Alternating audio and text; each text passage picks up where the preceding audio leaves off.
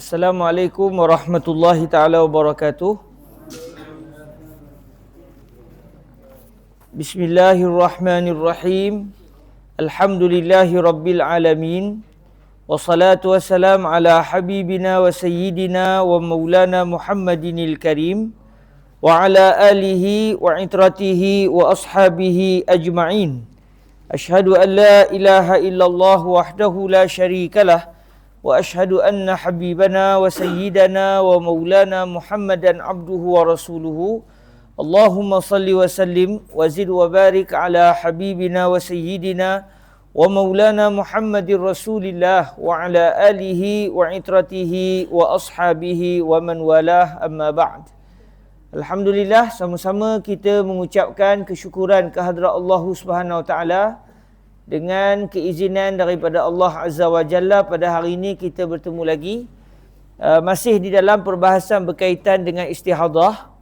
Dan perbahasan dalam Barumazi Syekh Al-Marwawi datangkan memang dalam sungguh. Masya Allah. Kalau tak kerana kitab ni harus dengan saya pun dah tak ingat masalah ni. Pernah belajar dulu. Tapi sebab kita bukan yung, itulah bendanya kan.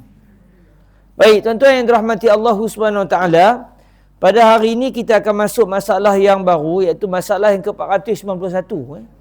Masalah yang ke-491 membahaskan tentang penerangan yang pernah kita sebut berulang kali sebelum ini.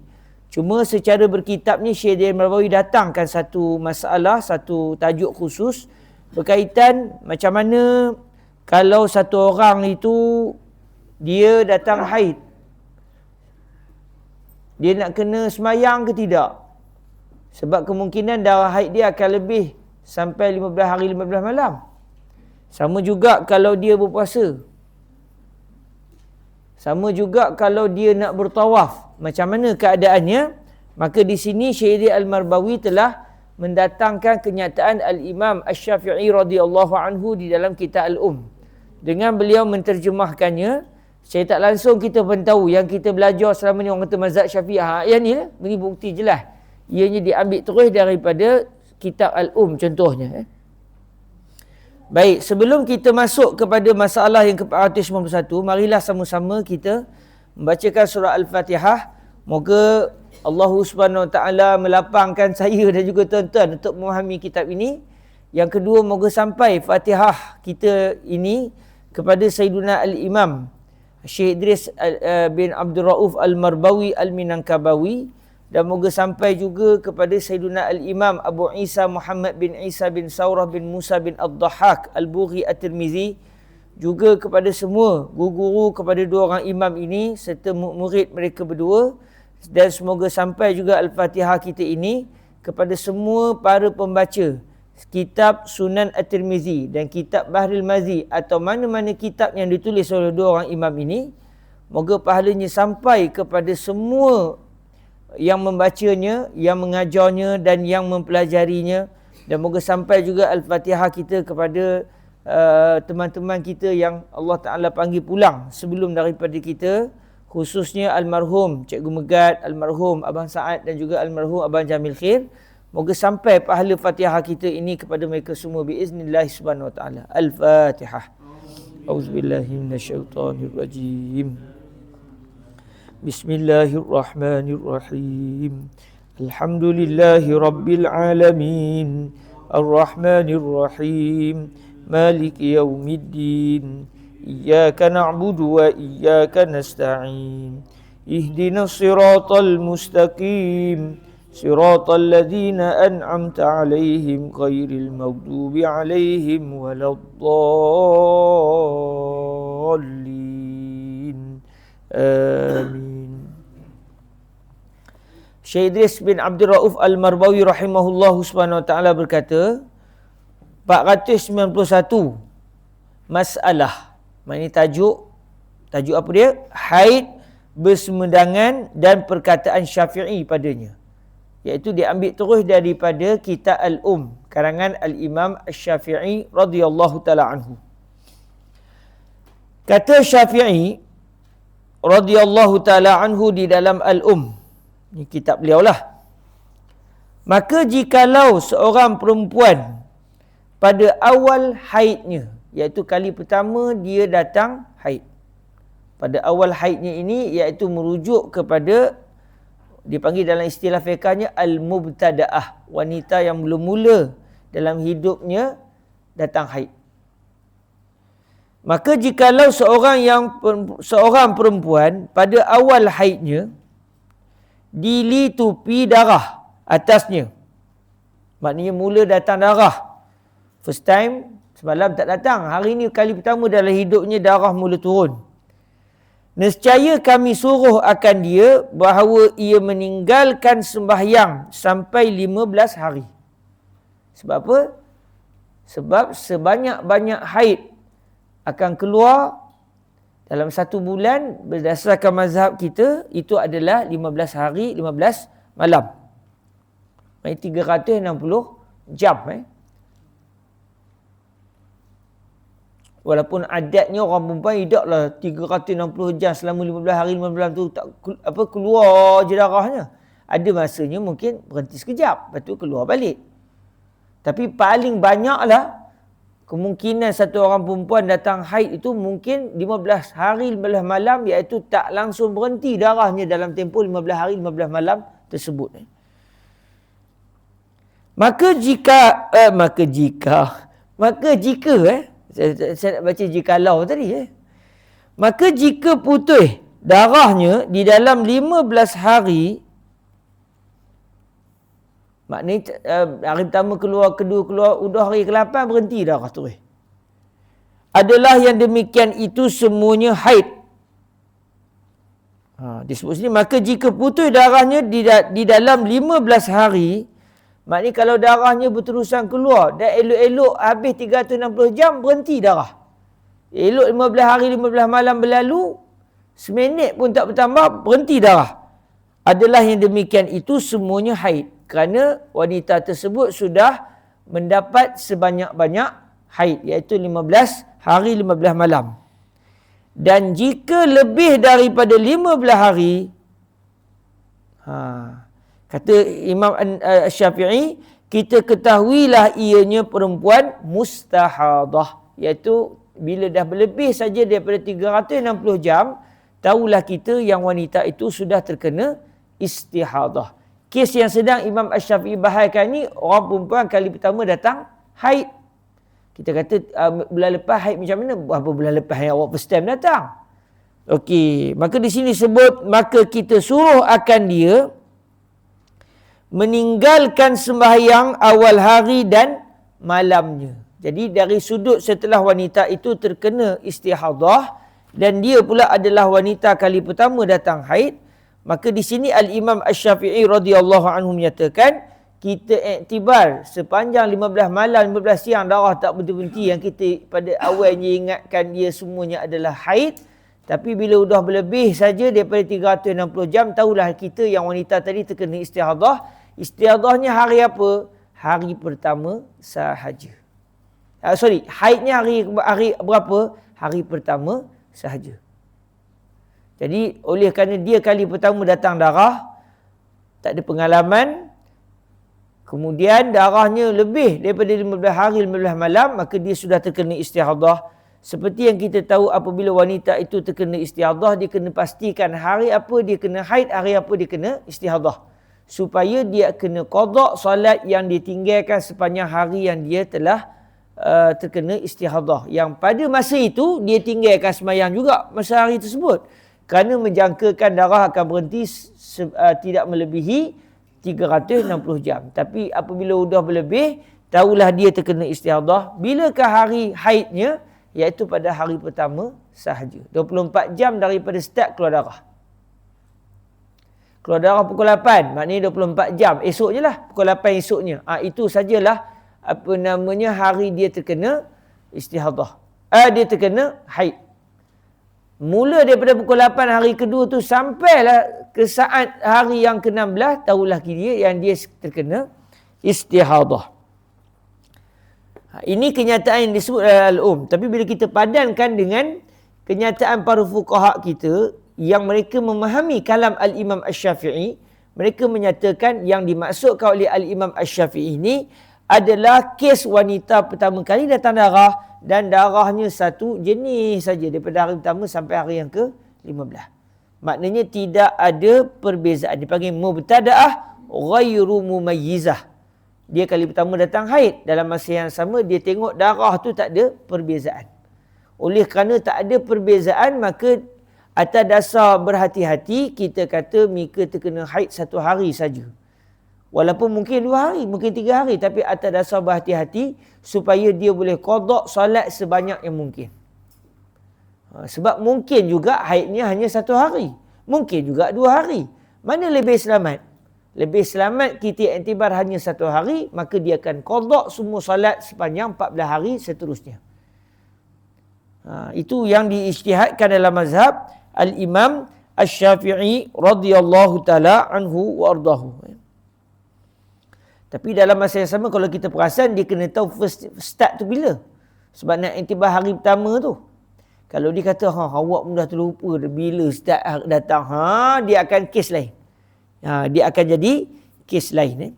Dia panggil al-mutahayyirah. Wanita yang dah tak confirm dah. Mana satu hari bila datang. Ketika itu hukum dia jadi lain terus. Kita akan bahaskanlah.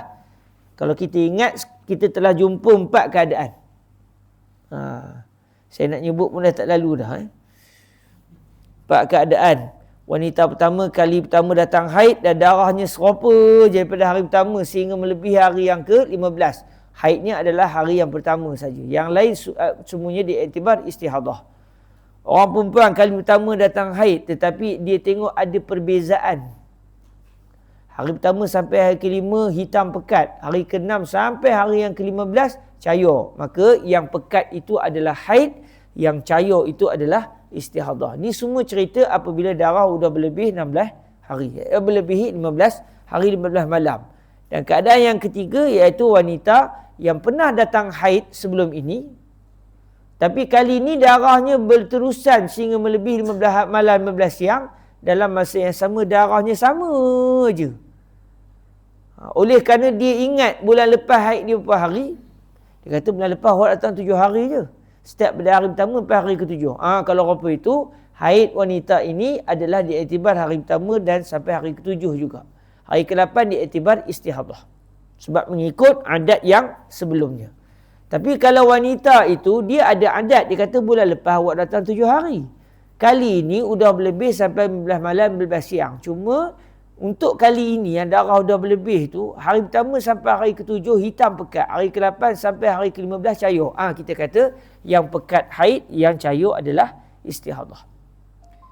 Jadi kalau dapat dibezakan darah, tak kira lah wanita tu kali pertama datang haid ke atau pernah datang haid ke, dia iktibar yang pekat adalah haid, yang cair adalah istihadah. Baik, sebab tu sebagian ulama tak rujuk terus al-um. Tapi Syekh Idris Al-Marbawi rujuk terus al-um. Seolah-olah Syekh Idris Al-Marbawi kata, kamu yang nak mengajar kitab ni, kamu carilah balik. Awak datangkan sumber asal, tapi kamu kena cek balik. Padankan balik bagaimana huraian para ulama Asy-Syafi'iyah, supaya kita faham sungguh-sungguh Imam Syafi'i maksudkan apa sebenarnya. Jadi balik ke cerita kita semula, disebut di sini, maka kita suruh akan dia meninggalkan semayang awal hari dan malamnya. Maksudnya kita iktibar dia terkena haid hanya hari pertama sahaja, iaitu 24 jam daripada start darahnya keluar. Dan mengulang ia akan sembahyangnya 14 hari. Iaitu hari kedua, hari ketiga sampai ke hari yang ke-15. Jadi semuanya ada 14 lah. Sebab hari pertama dia iktibar haid, tolak hari pertama, makanya 15 tolak 1 jadi 14. Maka 14 hari yang berbaki, iaitu bermula pada hari yang kedua sampai hari yang ke-15, itu diiktibar istihadah. Dan mengulang ia akan sembahyangnya. Sebab sepanjang dia datang darah masa sebelum melebihi 15 malam 15 siang tu, dia tak sembahyang. Sebab disangkanya haid. Tetapi apabila sudah melebihi 15 malam 15 siang, tahulah dia terkena istihadah. Dalam kes ini, haidnya hari pertama saja. Maka hari kedua, ketiga, sampai ke hari ke-15, maknanya 14 hari dia tak sembahyang, dia kena qada 14 hari punya solat.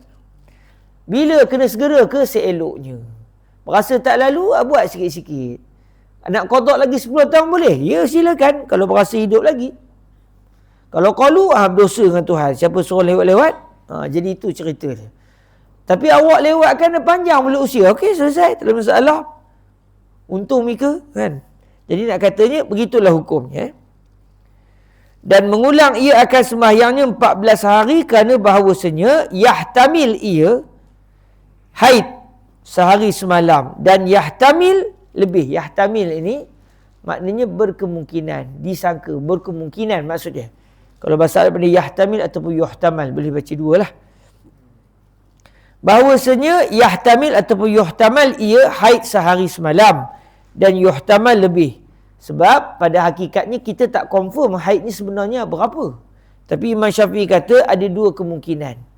Mungkin haidnya hanya sedikit, paling sedikit haid iaitu sehari semalam. Mungkin haidnya lebih daripada sehari semalam. Maka manakala muhtamil yang demikian itu padahal sembahyang itu fardu atasnya, tiadalah kami suruh akan dia meninggalkan sembahyang melainkan dengan haid yang yakin. Jadi daripada hari pertama sampai hari 15 confirm dia sudah datang haid, iaitu 24 jam. Itu memang confirm. Lebih daripada 24 jam tak pasti. Mungkin haid, mungkin tidak. Mana lebih selamat?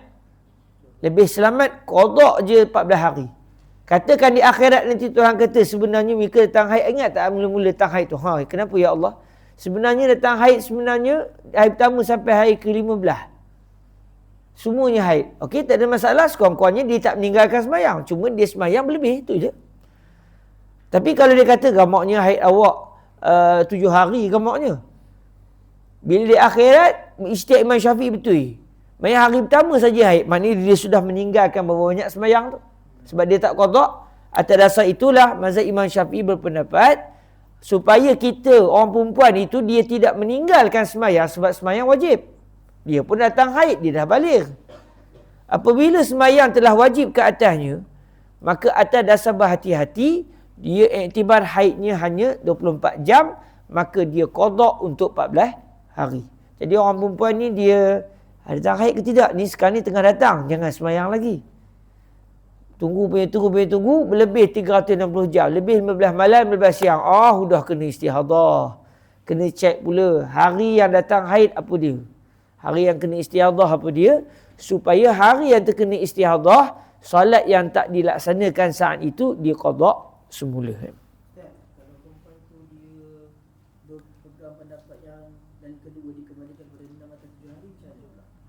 Yang kedua, maksud dia macam mana tak faham? Dia pegang pandangan yang mengatakan 6 atau 7 hari itu haid.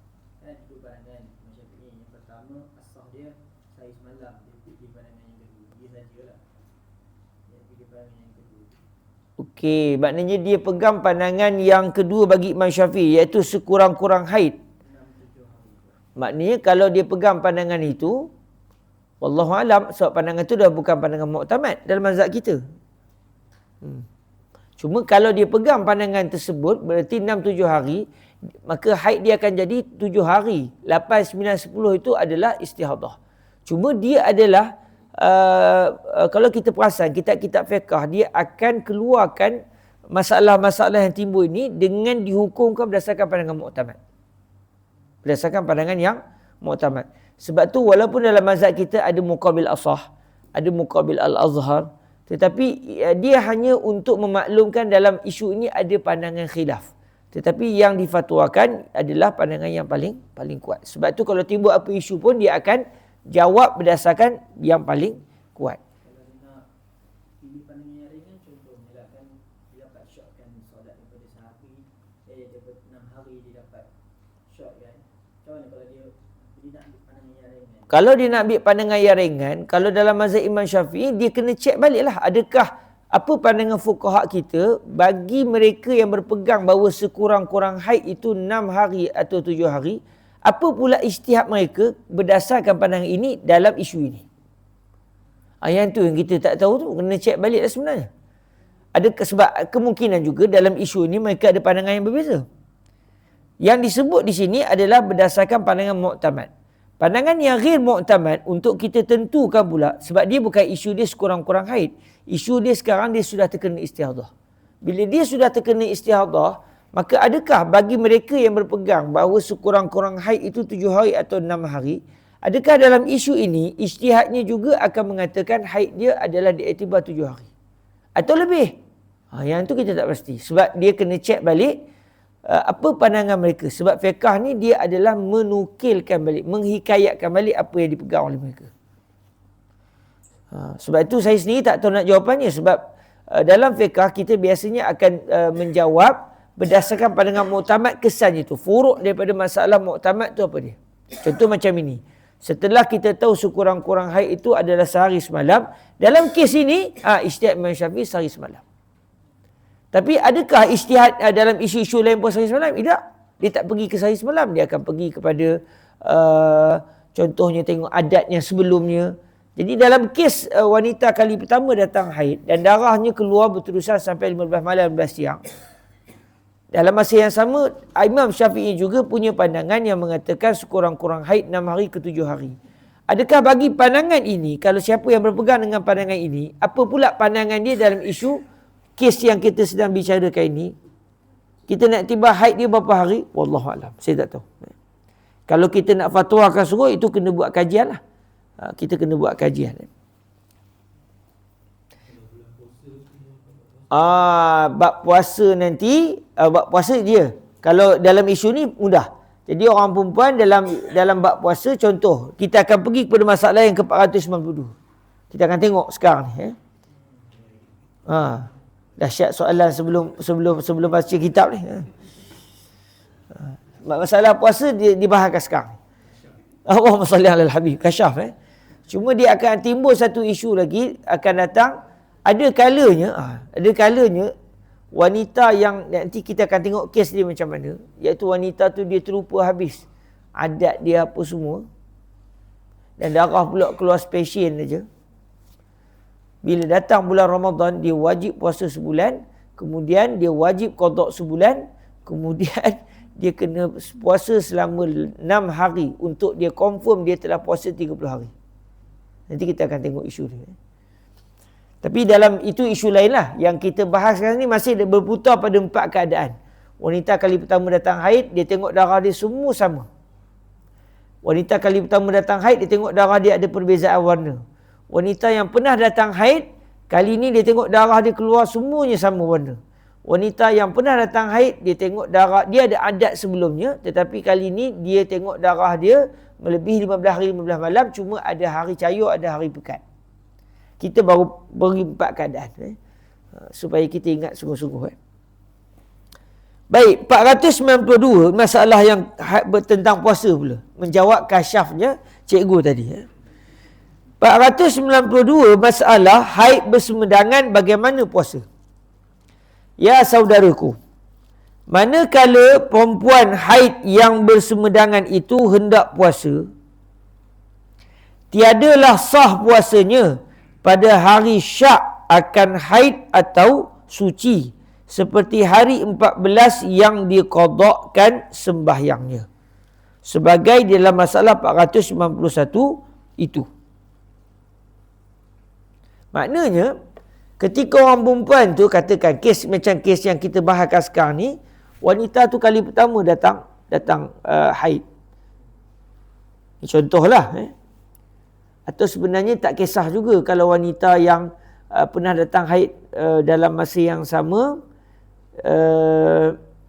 dia ingat adat dia yang bulan lepas dan darah pula keluar sama warna, pun tak ada masalah juga. Begitu juga wanita yang pernah datang haid dalam masa yang sama, dia ada adat sebelumnya, cuma darah tu ada perbezaan warna, pun tak ada masalah dalam isu ini.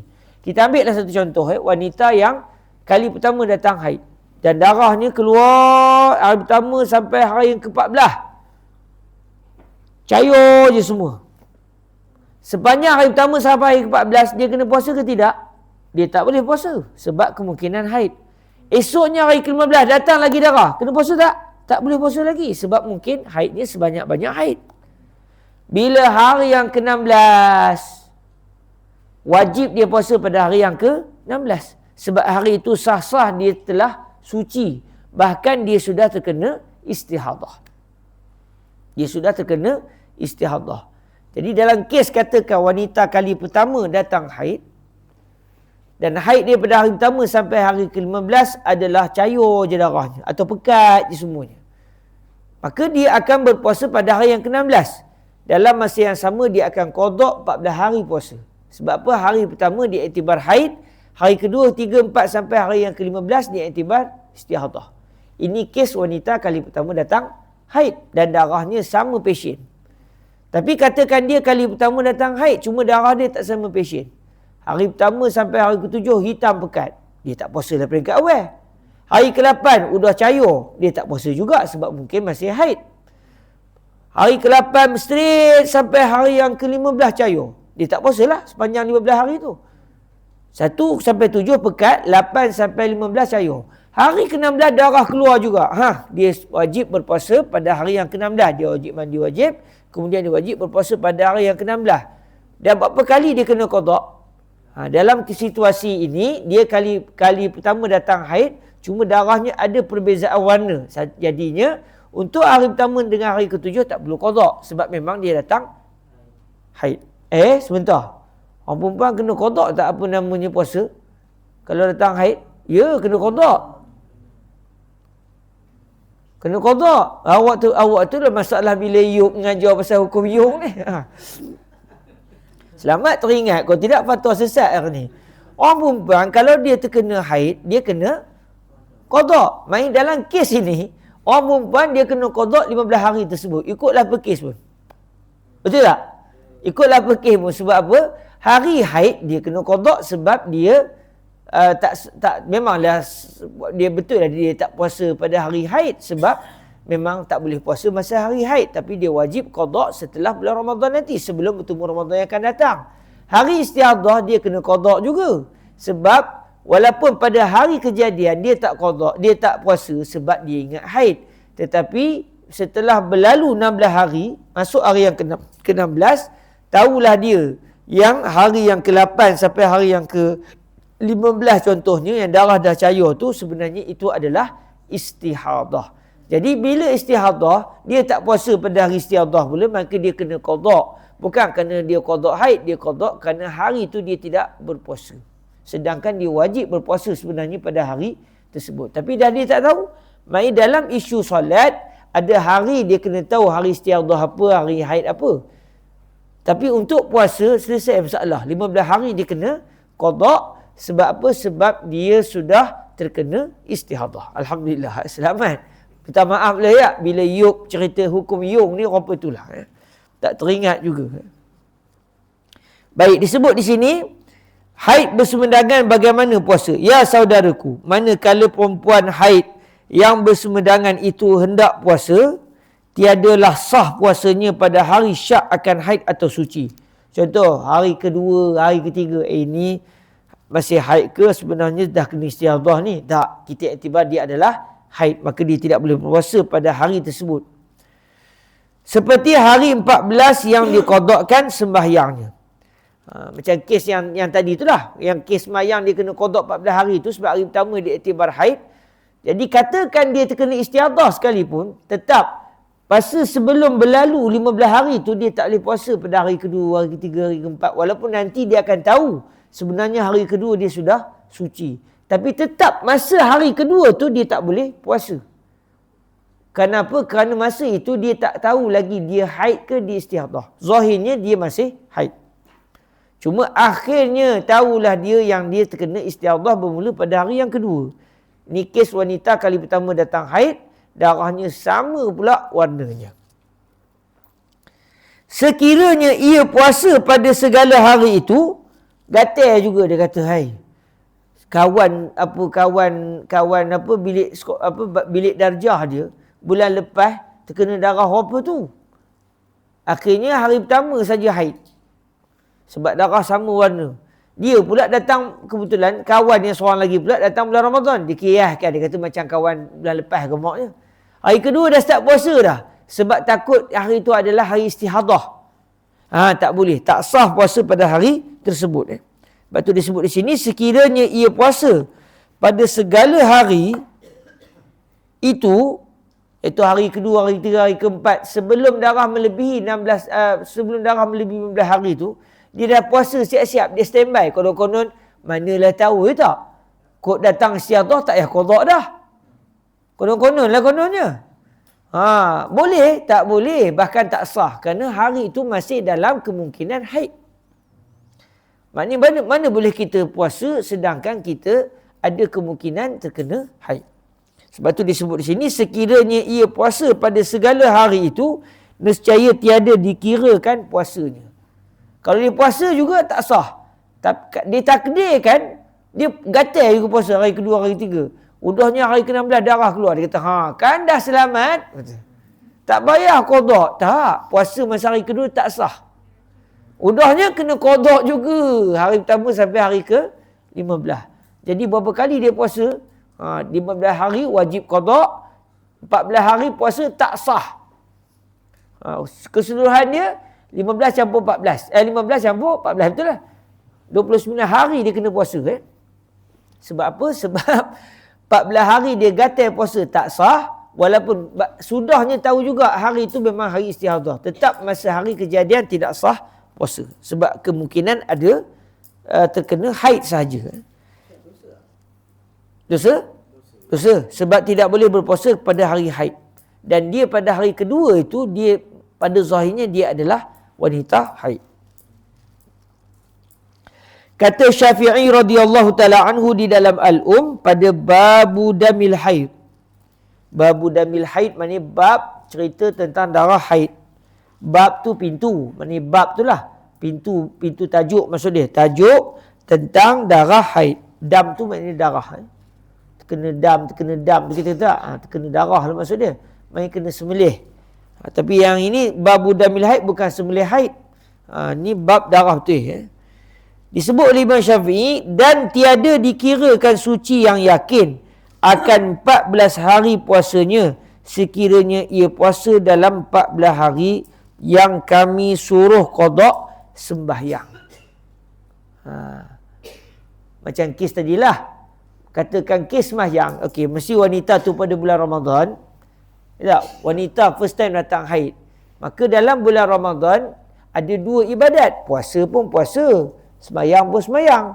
Apa yang dia akan buat sepanjang hari pertama sampai hari ke-15 darah terasa keluar, dia tak sembahyang sepanjang 15 hari. Puasa, dia juga tidak boleh berpuasa daripada hari pertama sampai hari ke-15. Kemudian setelah hari ke-16 darah juga keluar, tahulah dia yang dia kena qada puasa. Dia kena qada puasa nanti 15 hari. Dan untuk sembahyang dia kena qada 14 hari sahaja. Sebab hari pertama adalah haid. Orang perempuan tak perlu qada solat ketika datang haid. Beza dengan puasa. Puasa datang haid, dia tak berpuasa, dan dalam masa yang sama wajib qada sebelum Ramadan yang akan datang. Jadi 14 hari itu tak boleh puasa kata Imam Syafi'i. Sama juga kami sebut kata Imam Syafi'i tak boleh sembahyang masa itu. Sebab apa? Sebab hari itu kemungkinannya adalah haid. Cuma dalam kes sembahyang 14 hari yang itu bermula hari kedua sampai hari ke-15 wajib qada. Jadi hari yang wajib qada itu juga tidak boleh berpuasa sebelum darah melebihi 15 hari 15 malam, sebab kemungkinan ia tetap haid. Kerana bahawasanya fardu puasanya atasnya itu dengan yakinkan ini suci. Sebab syarat berpuasa apabila wanita itu confirm dia telah suci daripada haid.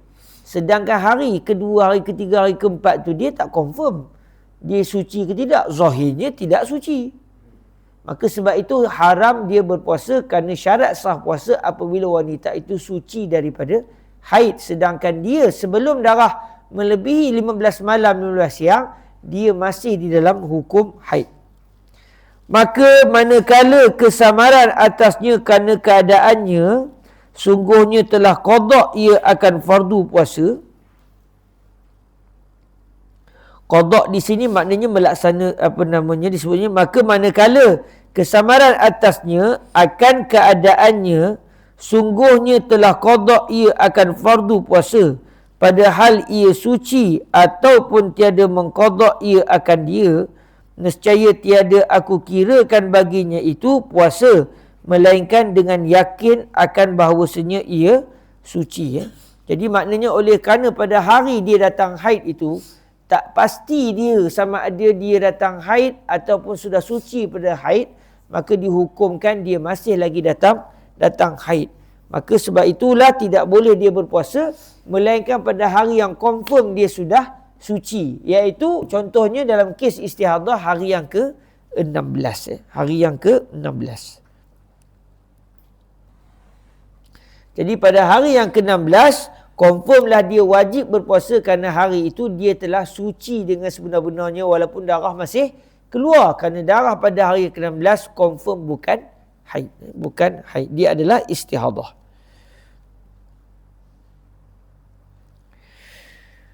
Baik, tuan-tuan yang dirahmati Allah, selesailah buat puasa. Jadi puasa senanglah. Orang perempuan dia tak kira lah berapa kali haid, berapa kali istihadah dia nak qada. Qada aja 15 hari.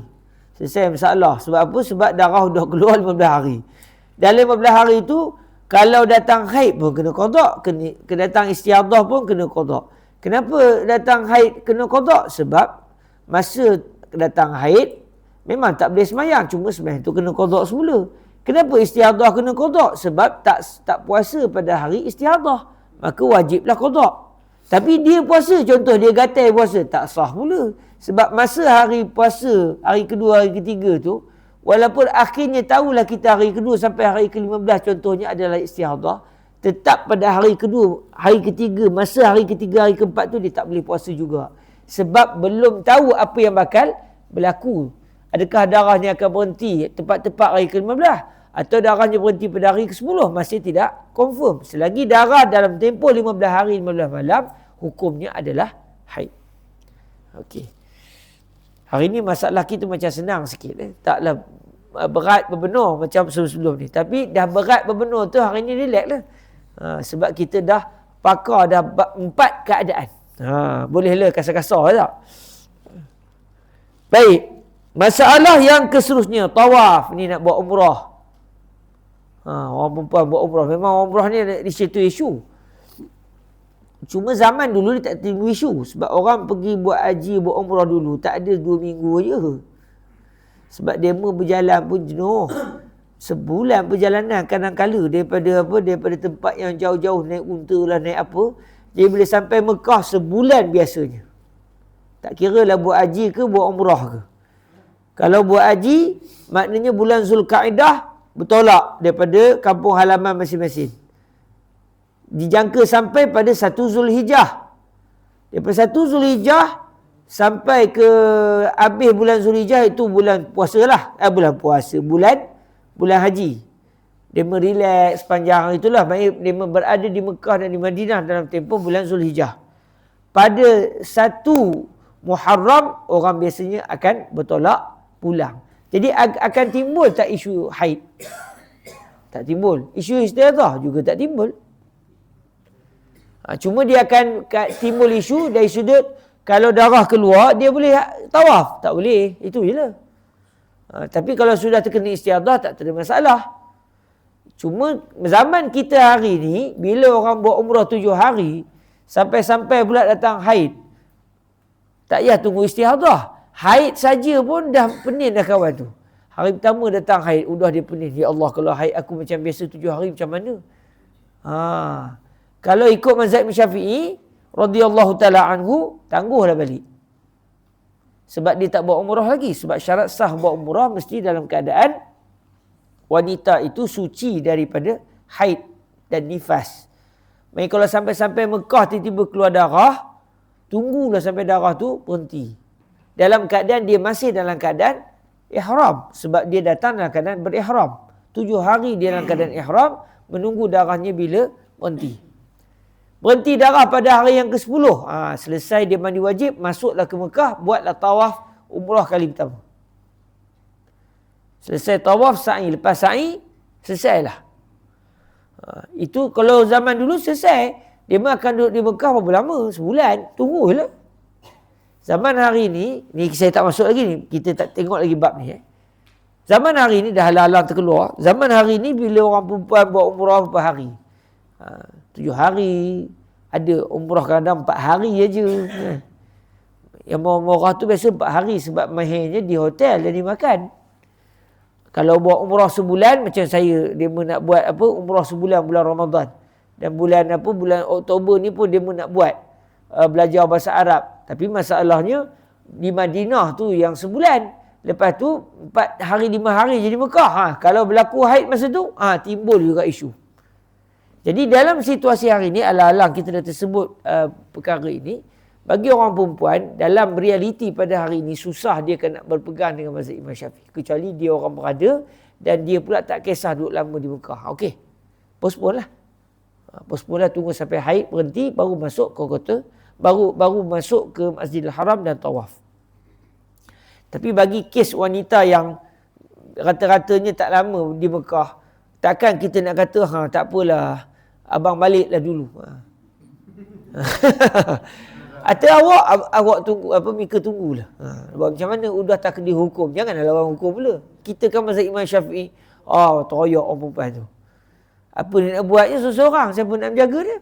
Suami kata awak ada kerja, takkan nak tinggal kerja. Siapa suruh Mika keluar? Mana orang nak tahu, katanya orang rumah. Okey.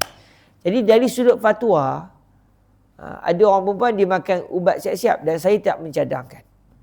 Bila makan ubat ni bahaya juga, takut ada kesan efek semua, nanti kan haid dia akan datang tak teratur semua, kelang kabut. Baik tak payah makan. Atau apa yang nak buat? Cadangan saya, biasa saya cadang ke orang perempuan kalau ikut umrah, cadang daripada awal lagi masa niat ihram tu niat apa ni? Aku melakukan umrah kerana Allah Ta'ala. Sekiranya aku datang haid, aku adalah wanita yang halal. Dia letak syarat ni. Aku melakukan umrah dalam keadaan sekiranya aku datang haid, ketika di Mekah nanti aku datang haid, aku adalah wanita yang halal. Dia niat apa tu? Masa niat di miqat. Biasa orang tak niat apa tu kan? Sebab kalau tak niat apa tu, tunggulah sampai darah berhenti. Tetapi kalau dia niat apa tu, apa yang berlaku pada dia? Ditakdirkan Tuhan masa terbang katakan tak datang darah. Elok-elok sampai hotelnya, udah keluar darah pula dah. Bukan darah di kaki. Kalau di kaki tak ada masalah. Ni darah wanita tu lah keluar. Apa yang berlaku? Oleh kerana masa dia niat tadi, dia letak syarat. Aku melakukan umrah dalam keadaan sekiranya aku datang haid, aku adalah wanita yang halal. Dia niat apa tu? Selepas azan.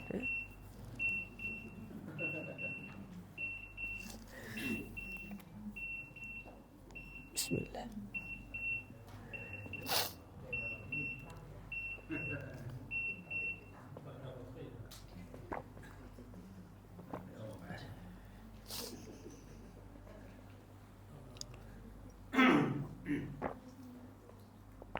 Alhamdulillah. Hanya kenyang royam tu Ya Allah. Sakit tekak lah.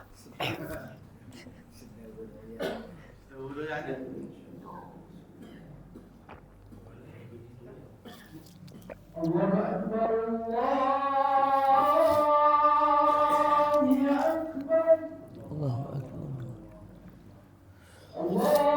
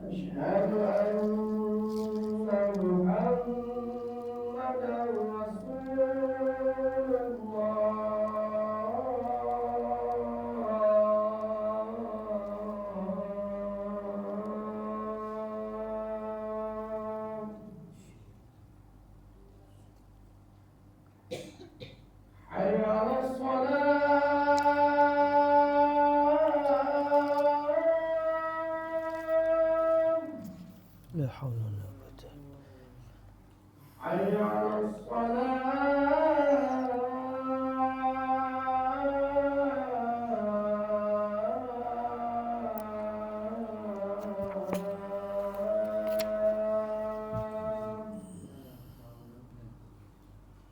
حي على الفلاح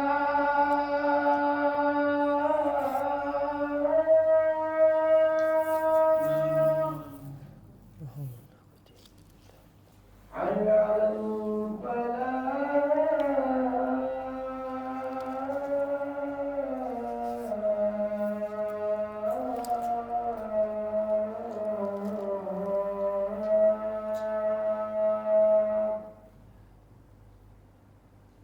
الله أكبر الله أكبر لا إله إلا الله.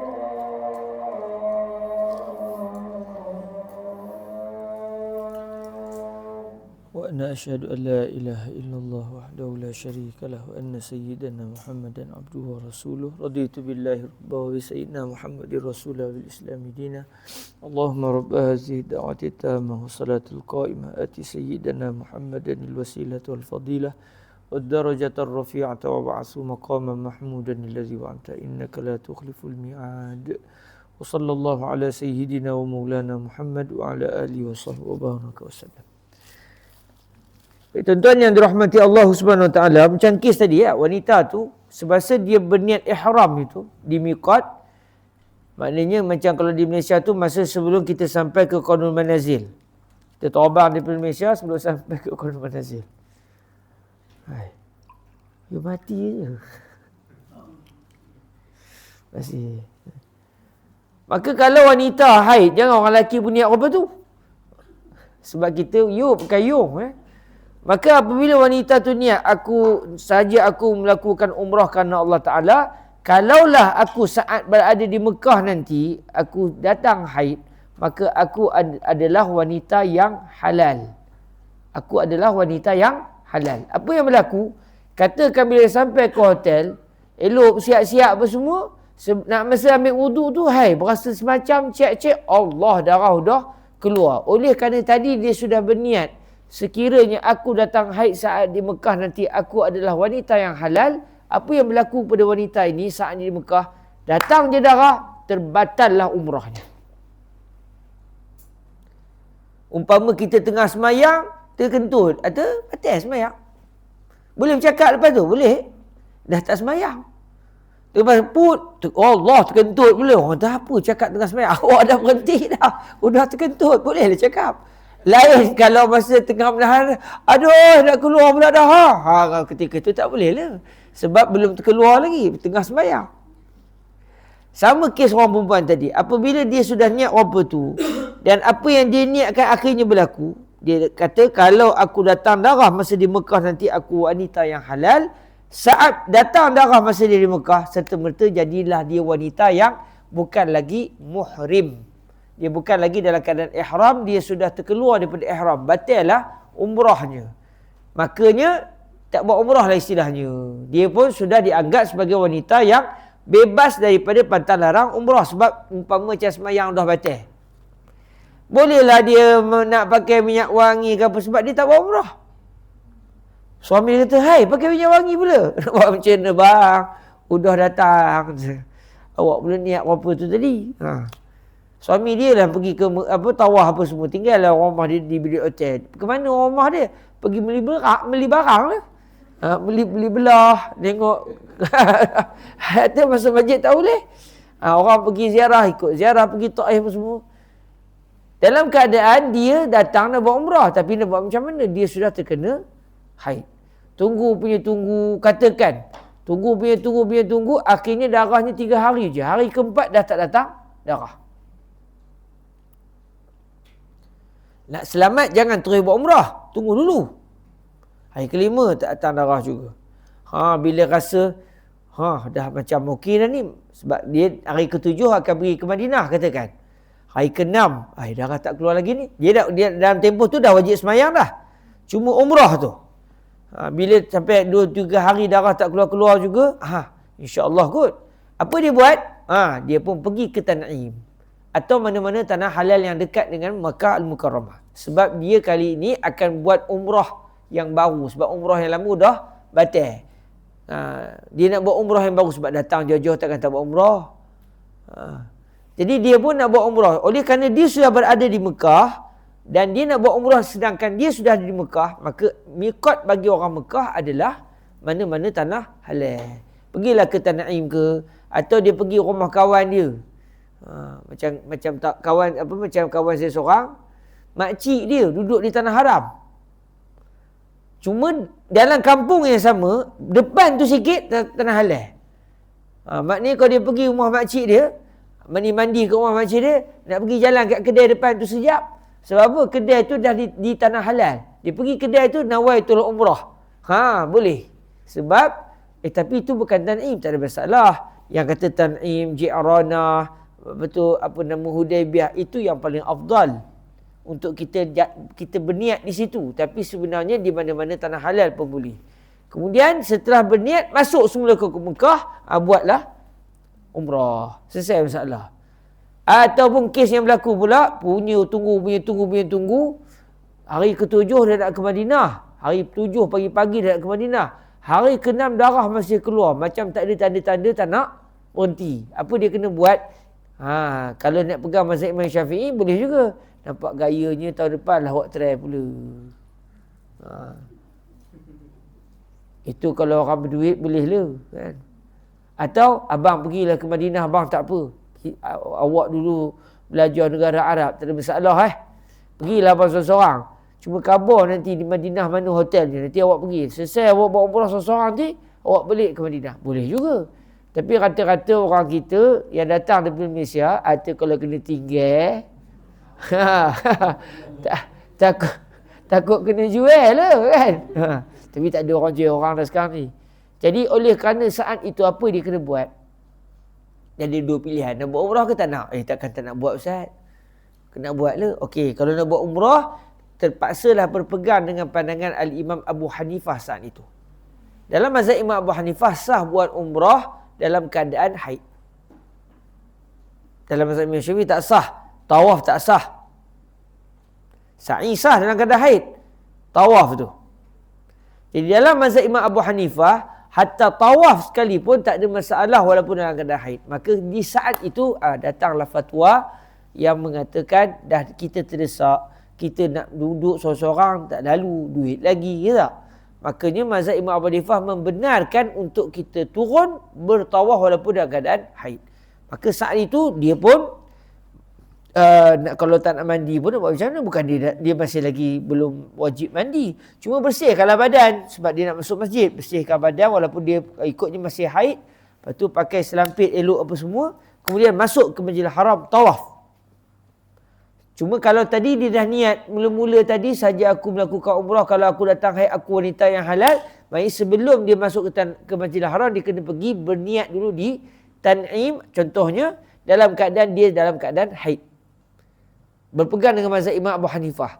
Setelah dia selesai berniat dalam keadaan sedang haid ni, masuk ke kota Mekah semula, pergi ke Masjidil Haram sesegera yang mungkin lah. Jangan berleha-leha lah sebab dia sebenarnya kalau ikutnya tak boleh. Tapi dah terdesak maka ada fatwa yang membenarkan. Tawaf, jangan pula dah lepas tawaf nak ambil gambar lah, relax lah, nak iktikaf. Jangan. Sebab kalau ikutnya tak boleh berada dalam masjid. Cuma kali ini dibenarkan kerana terdesak. Tawaf, selesai tawaf, buat sa'i. Lepas sa'i, balik ke rumah ataupun kat tepi tu juga, potong rambut, jangan cukur. Kejut suami nanti kan. Tapi kalau cukur pun sah juga. Tapi jangan cukur. Orang perempuan jangan cukur. Eloknya orang perempuan dia kumpulkan rambut, dia jemput rambut tu, lepas tu dalam satu ruas tu semua surut dia potong. Satu ruas semua rambut dia. Jadi ponjokkan rambut tu dia potong. Itu yang afdal bagi orang perempuan. Orang jantan pula afdalnya cukur. Tak tinggal satu rambut pun di kepala dia. Itulah secara asasnya berkaitan dengan tawaf wanita yang dalam haid. Asasnya tak boleh. Kalau dia dalam keadaan haid, Hari keempat, hari kelima masih datang haid, apa dia kena buat? Dia kena berhenti daripada masuk ke tanah haram. Masuk ke Masjidil Haram. Macam kes wanita tadi dalam mazhab Imam Syafi'i, kalau dia tak niat, sekiranya aku datang haid, aku adalah wanita yang halal. Dia tak niat apa tu. Dia niat macam biasa saja, aku melakukan umrah kerana Allah Ta'ala. Datang haid, maknanya dia masih dalam keadaan ihram, cuma datang haid. Dia kena tunggu, dia tak boleh tawaf. Dia tak boleh tawaf. Sampailah haid dia berhenti. Habis berhenti haid dia, dia mandi, dia masuk ke Masjidil Haram, sambung tawaf. Sebab dia sepanjang tu di dalam ibadat umrah lagi. Sebab dia dah start niat. Dalam keadaan niat dia pula tak bersyarat. Sebab itu bagi wanita yang masih datang bulan, seeloknya saya mencadangkan supaya dia dari awal lagi dia sudah berniat meletakkan syarat tu. Sekiranya aku terkena haid, aku adalah wanita yang halal. Serta-merta dia akan terkeluar daripada hukum umrah. Jadi dia tak terkait dengan pantang larang. Tapi kalau dia tak niat apa tu, dia masih terikat dengan pantang larang sebab dia masih dalam keadaan umrah, cuma tak boleh tawaf. Bila boleh tawaf? Bila selesai darahnya berhenti. Baik, kita masuk pada masalah yang ke-494. Masalah 493, iaitu masalah haid bersemedangan, bagaimana ia tawaf. Macam mana dia tawaf, tuan-tuan? Tawafnya adalah yang akan diterangkan pada esok malam. Sekadar itu sajalah. Jadi cara dia nak tawaf macam mana, secara konsep ni dia tunggulah sampai darah dia berhenti. Dia berhenti darah, barulah dia masuk ke Masjidil Haram.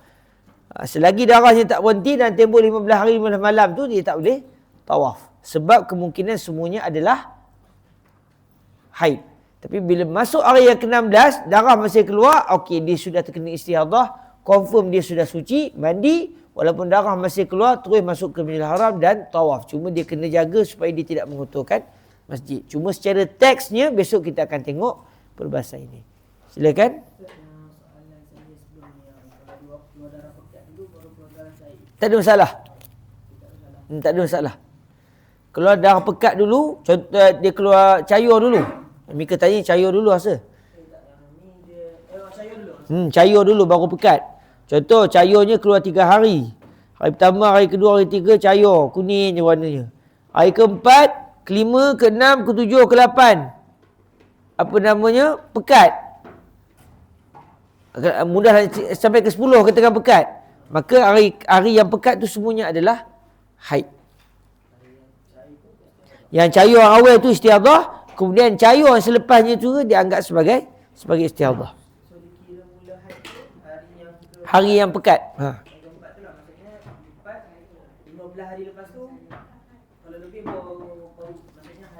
Sekurang-kurang haid sehari semalam. Jadi katakan ya tak, kes dia kata kita buat satu contoh. Hari pertama, hari kedua, hari ketiga, letaklah 3 mudah nak kira ya tak. Pertama, kedua, ketiga cayur. Hari keempat sampai hari ke berapa?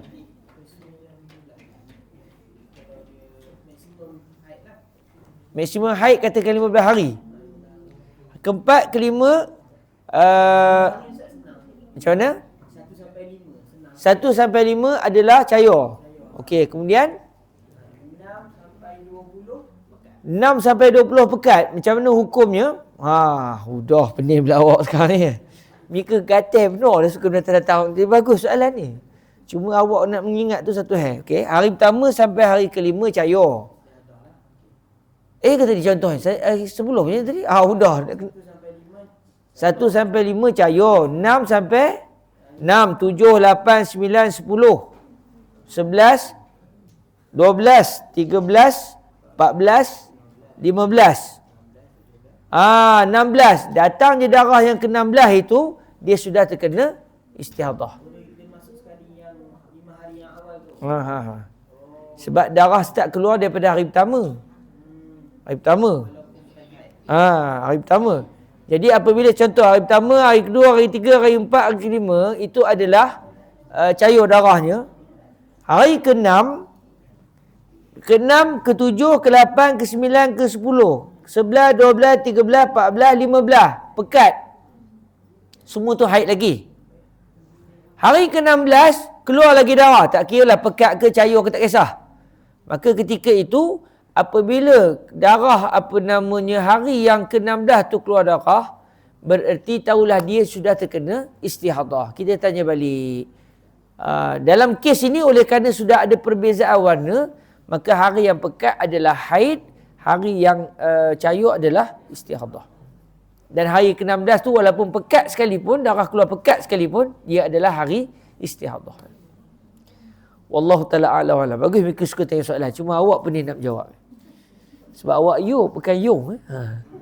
Wallahu ta'ala a'lam wa a'lam. Sekadar tu saja. InsyaAllah besok kita sambung lagi biiznillah tajuk yang keseterusnya. Dan kalau ada rezeki besok kita akan tambah satu lagi masalah yang mencabar. Iaitu kita dah belajar 4 keadaan wanita haid. Besok kemungkinan kita akan masuk keadaan yang kelima. Dia lupa pula. Darah sama. Bukan kali pertama. Dah ada dah sebelum ni. Ni kali yang keberapa entah lah. Datang haid. Darah pula sama pattern ni warnanya.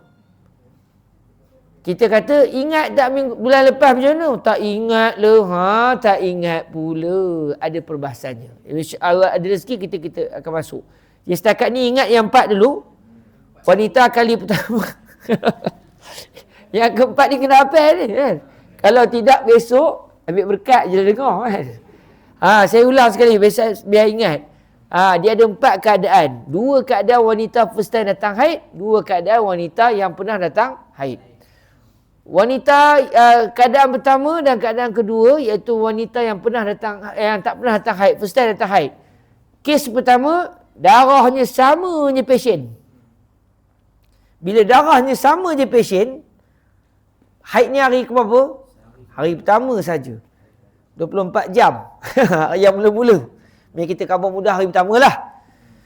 Bermula daripada hari kedua sampai hari ke-15 tu semuanya adalah istihadah. Ini kes wanita kali pertama darahnya satu pasien. Kalau wanita tu kali pertama dan darahnya ada 2 pasien, ada pekat, ada cair. Yang pekat adalah haid, yang cair adalah istihadah. Wanita yang pernah datang haid dan darahnya pula satu pasien kali ni, berlebih pula sampai hari yang ke-16 pun darah keluar lagi. Kita kata, bulan lepas punya cerita ingat? Ingat kata. Bila datang haid bulan lepas? Bulan lepas datang haid daripada hari yang ketiga, keempat, kelima, keenam. 4 hari ni datang haid. 3, 4, 5, 6. Kalau apa itu, sepanjang darah dia keluar, yang datang haid hanya hari 3, 4, 5, 6. Disamakan kes sekarang ni dengan kes sebelum ini. Itu kes yang ketiga. Dia pernah datang haid dan dia ingat bulan lepas punya cerita haid dia berapa hari, start bila, berapa hari semua dia ingat. Dan kali ni pula darahnya keluar melebihi 15 hari 15 malam dan warnanya satu saja.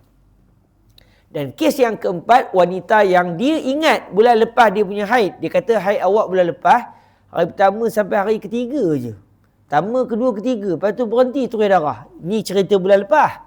Bulan ni pula darah keluar berterusan sampai melebihi 15 hari 15 malam. Cumanya daripada hari pertama sampai hari 10 hitam pekat. Hari ke-11 sampai hari ke-15 cair. Jadi haid dia macam mana? Tak payah ikut yang bulan lepas. Ikut perbezaan warna untuk kali ini. Jadi daripada situ tahulah kita hari pertama sampai hari 10 adalah haid. Hari ke-11 sampai hari ke-15 adalah istihadah. Mengikut perbezaan warna. Jadi bab perbezaan warna mudah. Kerana orang first time datang haid pun apa tu, orang yang pernah datang haid pun apa tu juga. Kalau dah berbeza warna, yang pekat adalah haid, yang cair adalah istihadah. Wallahu ta'ala a'la wa a'lam. Besok kita tambah satu lagi keadaan. Kenapa betul? Kalau tak ingat besok jenuh. Tapi insya-Allah kalau jenuh pun maknanya lama-lama rasanya ingat. Ingat insya-Allah. Saya yang tak ingat yang bukan yung ni dah boleh ingat. Ijat ingat selesai masalah. Komen sangat kalau awak tak ingat. InsyaAllah sekadar tu sajalah. Ada rezeki besok kita jumpa semula di madrasah kita ni insyaAllah. Kita jumpa dan bahaskan lagi tajuk berkaitan dengan bagaimana orang haid nak tawaf. Dia mula daripada masalah tu, nanti dia ada pula masalah kalau dia lupa adat dia bulan lepas. Dia pernah datang haid. Tajuknya dia pernah datang haid. Tapi tak ingat langsung startnya bila, berapa hari, semua tak ingat. Kita tengok dia memang keadaan dia agak menyedihkan. Sebab tu bagi wanita yang masih datang bulan, elok catat. Beli kalender, catat. Cat. Senang. Jadi apa-apa dia boleh rujuk. Tak adalah kelang kabut. Sebab kalau lupa, hukumnya juga ada kalanya untuk dasar berhati-hati berat. Kita akan lihat perbahasannya akan datang biiznillah. Jazakumullahu khairah. Kita tangguhkan dengan selawat dan salam ke hadrat Nabi Muhammad sallallahu alaihi wa alihi wasallam. Allahumma salli afdala salatin ala as'adi makhluqatika sayyidina Muhammad wa ala alihi wa sahbihi وسلم عدد معلوماتك ومداد كلماتك كلما ذكرك الذاكرون وغفل عن ذكره الغافلون اللهم صل أفضل صلاة على أسعد مخلوقاتك سيدنا محمد وعلى آله وصحبه وسلم عدد معلوماتك ومداد كلماتك كلما ذكرك الذاكرون وغفل عن ذكره الغافلون اللهم صل أفضل صلاة على